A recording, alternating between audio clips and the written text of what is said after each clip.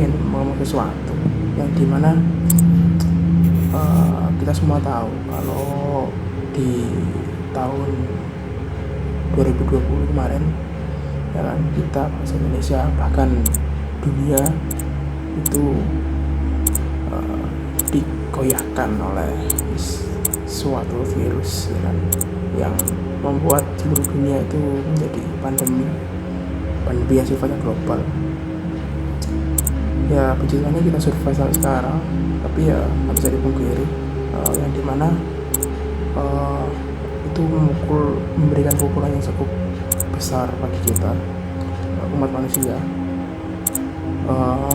dimana kita itu nggak siap akan hal itu, nggak ada yang siap. Kemudian hal itu juga diperkeruh dengan adanya teori-teori konspirasi yang berada di masyarakat oleh oknum-oknum yang ya tidak bertanggung jawab, yang memanfaatkannya untuk kepentingan pribadi.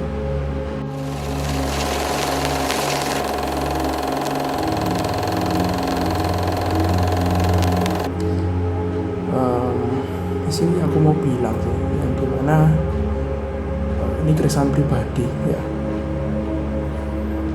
bahwa teori konspirasi kan namanya juga teori yang dimana untuk kesempatan untuk benarnya itu ada, tapi kesempatan salahnya itu juga ada. Jadi katakan 50-50 itu nggak apa-apa, kalau menurutku nggak apa-apa sih untuk berteori gitu kan, teori konspirasi nggak apa-apa, itu kan haknya dari setiap pribadi ya kan. Tapi yang perlu diketahui oleh semua orang bahwa sesuatu hal yang istilahnya belum bisa dibuktikan atau hanya berdasarkan apa kata orang kan, ya bisa jawabannya opo jarini kan, itu nggak bisa dikatakan sebagai kebenaran ya kan. Ya dampaknya bisa sangat buruk, yang dimana bisa dilihat di India ya kan. Nobody is infected here. Nobody. They are, once they dip in, they're all pure. Their impurity is gone. There is no COVID here. Di India sana itu di India itu kalau berdasarkan data yang saya baca, dia itu membuat vaksin yang paling tinggi, salah satu paling tinggi lah di dunia, yang bersaing dengan negara-negara Eropa yang lain untuk dalam skala produksi vaksin. Tapi apa yang terjadi di tahun lalu itu India itu bahkan sangat kacau. Karena apa? Di sana memang mengadakan PPKM dan lain-lain, isolasi mandiri dan lain-lain itu sangat ketat, bahkan lebih ketat daripada Indonesia di kala itu. Tapi yang menjadikannya kacau di kala itu ya satu hal, yaitu konspirasi yang beredar. Jadi masyarakat lebih mendengarkan apa kata orang dan lain-lain. Ya itu menjadi suatu hal yang sangat disayangkan ya.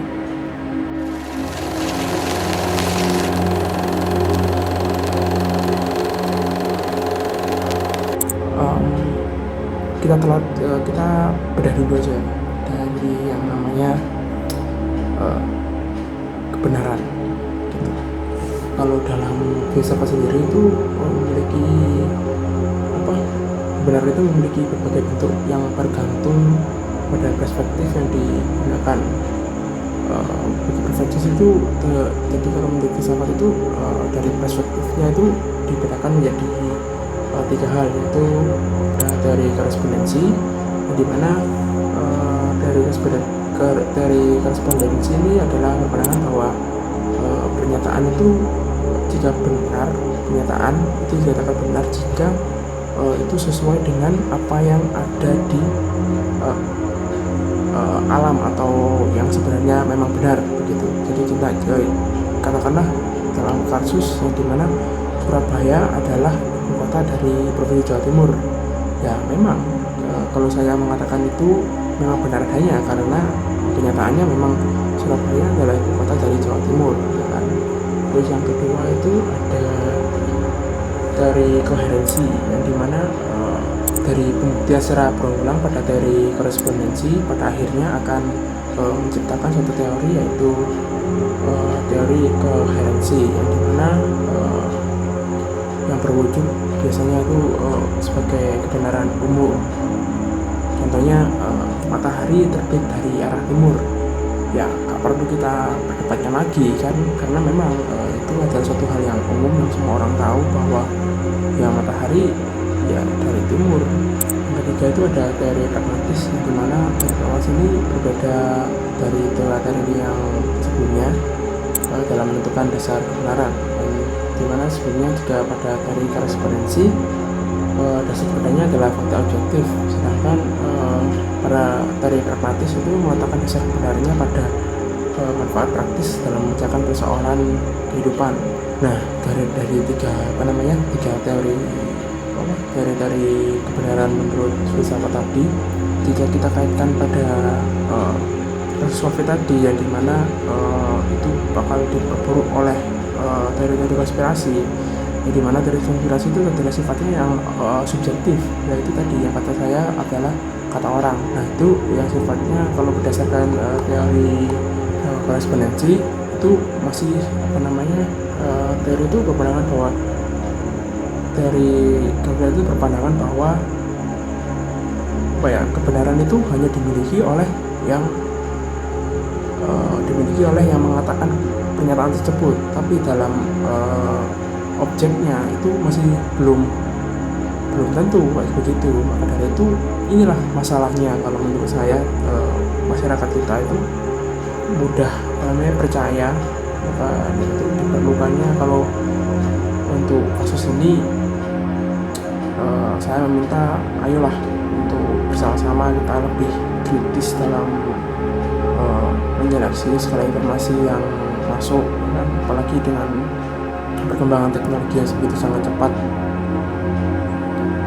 sehingga segala informasi bisa keluar masuk dengan sangat cepat. Maka itu perlunya sifat pemikiran yang kritis untuk bisa membentengi diri, ya kan. Soalnya kalau bakatnya dari India tadi parah sih, padahal pemerintahnya itu sudah melakukan hampir bisa dikatakan sukses untuk menangani COVID di negaranya, tapi karena istilahnya berita-berita bohong, teori-teori konspirasi yang dimana teori-teori yang kontradiksi dengan anjuran pemerintah, yang dimana itu masih belum tentu benarnya itu bisa teruji, ya kan. Akhirnya karena kurangnya sikap dan pemikiran yang kritis, sehingga mereka memang mentah-mentah dari informasi yang mereka dapat, sehingga ya itu tadi hal terburuknya dari satu negara bisa jadi kekacauan, ya kan.